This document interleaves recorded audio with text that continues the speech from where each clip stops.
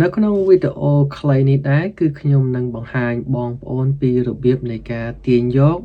confirmation number សម្រាប់អ្នកដាក់ឆ្នោត2026ពេលដែលខ្ញុំនិយាយថា2026ហ្នឹងមានន័យថាឆ្នោតសម្រាប់យើងប្រើប្រាស់ឆ្នាំ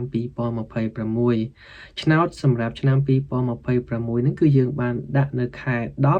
ហើយបញ្ចប់ទៅវិញនៅខែវិច្ឆិកាឆ្នាំ2024នៅឆ្នាំ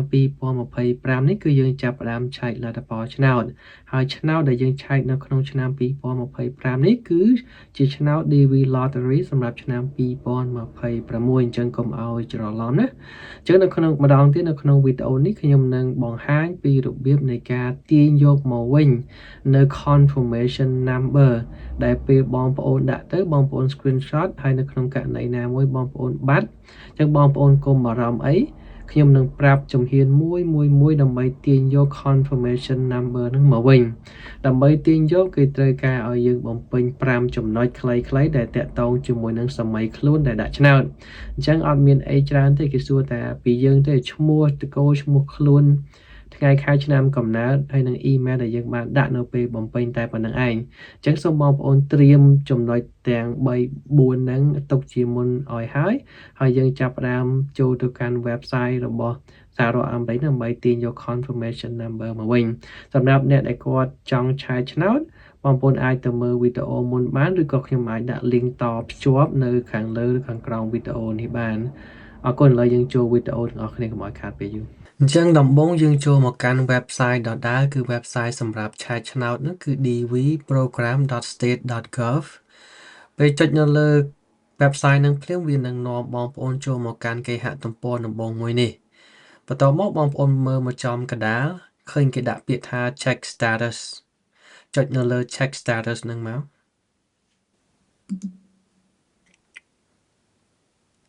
នៅត្រង់ចំណុចនេះបងប្អូនចុចទៅលើពាក្យ continue ពេលចុចរួចហើយបើសិនជាយើងចូលក្នុងកម្មវិធីនេះដើម្បីឆែកឆ្នោតគឺយើងបំពេញពីលេខ1រហូតដល់លេខ4មកប៉ុន្តែក្នុងករណីដែលបងប្អូនភ្លេច confirmation number អញ្ចឹងដើម្បីទាញយក confirmation number នឹងមកវិញបងប្អូនឃើញគេដាក់ថា forgot confirmation number បាខៀវៗនៅពីខាងក្រោមនេះអញ្ចឹងបងប្អូនចុចទៅលើនឹងមកដើម្បីទាញយក confirmation number ដែលភ្លេចអញ្ចឹងខ្ញុំចុចនៅលើនឹងមកបន្ទាប់មកវានឹងបង្ហាញផ្ទាំងមួយនេះដែលមានចំនួន4-5ចំណុចដែលយើងត្រូវបំពេញដើម្បីទាញយក confirmation number បើខ្ញុំចូលមកខាងលើបំផុតអញ្ចឹងយើងដឹងហើយថាយើងអាចឆែកឆ្នោតរយៈពេល2ឆ្នាំអ្នក2025ផងអ្នក2026ផងអញ្ចឹងដើម្បី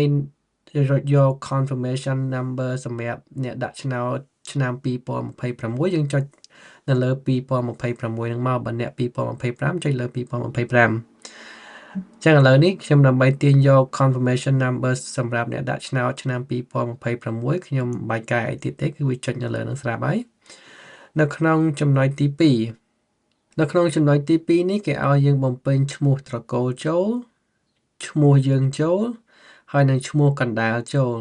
អញ្ចឹងយើងត្រូវចាំពេលដែលយើងបំពេញតែយើងបំពេញឈ្មោះដំបូងឈ្មោះត្រកូលឈ្មោះដំបូងនិងឈ្មោះកណ្ដាលអីខ្លះឥឡូវនេះខ្ញុំបំពេញឈ្មោះត្រកូលចូលអក្សរធំអក្សរតូចអត់បញ្ហាទេបន្ទាប់មកដាក់ឈ្មោះម្ចាស់ខ្លួនចូលបន្តមកទៀតឈ្មោះកដាលអញ្ចឹងប្រសិនបើជាបងប្អូនមានឈ្មោះកដាលបំពេញចូលមកហើយក្នុងឧទាហរណ៍នេះខ្ញុំអត់មានឈ្មោះកដាលទេខ្ញុំ select យកកន្លែងនេះចាំណាអត់មានឈ្មោះកដាល select កន្លែងនេះក្នុងចំណុចទី3ថ្ងៃខែឆ្នាំកំណើតយើងដាក់ថ្ងៃខែឆ្នាំកំណើតចូលចំណុចទី1 month ហ្នឹងគឺសំដៅលើខែអញ្ចឹងខែយើងដាក់ជាលេខបើខែមករាយើងដាក់01បើខែកុម្ភៈយើងដាក់02អញ្ចឹងអ្នកដែលដាក់ឆ្នោតនេះគឺខែកុម្ភៈខ្ញុំដាក់02ចំណុចបន្ទាប់ ថ្ងៃនេះយើងដាក់2ខ្ទង់ដែរបើកើតថ្ងៃ1យើងដាក់01កើតថ្ងៃ2យើងដាក់02អញ្ចឹងគាត់កើតថ្ងៃទី17ខ្ញុំដាក់17ឆ្នាំ4ខ្ទង់គាត់កើតឆ្នាំ1992ចំណុចទី4 email អញ្ចឹងពេលយើងបំពេញឆ្នោតយើងដាក់ email មួយណាយើងវាយឲ្យត្រូវមក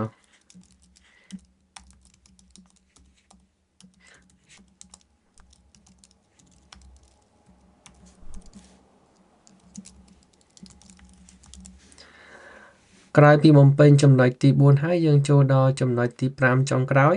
អញ្ចឹងកន្លែងកន្លោនេះយើងវាយយ៉ាងម៉េចឲ្យដូចនឹងអក្សរដែលនៅខាងលើអក្សរនេះផ្លាស់ប្ដូររៀងរាល់ពេលដែលយើងចូលវាយហើយបើសិនជាយើងមើលអត់ច្បាស់ទេយើងអាចចុចកន្លែងនេះបានដើម្បីបដូរអក្សរនឹងបានអត់បញ្ហាទេហើយបើសិនជាយើងមើលអត់ច្បាស់យើងចង់ឲ្យវានិយាយក៏បានដែរចុចនៅលើនេះមកតែក្នុងករណីនេះច្បាស់ល្អហើយខ្ញុំអត់ចាំបាច់បដូរអីទេអញ្ចឹងគឺលេខ8 PNJ EP ក្រោយពីបំពេញរួចរាល់ឥឡូវយើងផ្ទៀងឡើងវិញបន្តិចចំណុចទី1យើងត្រូវការ confirmation សម្រាប់អ្នកដែលដាក់ឆ្នោតឆ្នាំ2026ឈ្មោះថ្ងៃខែឆ្នាំកំណើត email និងលេខ authentication ពេលយើងមើលគ្រប់ជ្រុងជ្រោយអស់ហើយយើងចុចទៅលើពាក្យ submit នៅខាងឆ្វេងដៃចុចលើ submit ហ្នឹងមកបាទនេះគឺយើងបាន confirmation number នៅចំណុចលេខ1នៅក្នុងកន្លោនេះគឺជាផ្ទាំងនេះគឺជាផ្ទាំងសម្រាប់ឆាយឆ្នោតហើយអញ្ចឹងយើងអត់ចាំបាច់បំពេញ confirmation number អីទៀតទេគឺវា load ឲ្យតែម្ដងបើស្អីយើងចង់ copy ទុកក៏ copy ទៅអត់បញ្ហាទេឥឡូវយើងទុកវានៅហ្នឹងហើយយើងចូលមកកន្លែងឆាយឆ្នោតអញ្ចឹងចំណុចទី1យើងបំពេញរួចហើយចំណុចទី2ក៏វាបំពេញឲ្យយើងរួចរាល់ដែរគឺនាមត្រកូលចំណុចទី3ឆ្នាំកំណើតហើយចំណុចទី4គឺយើងបំពេញ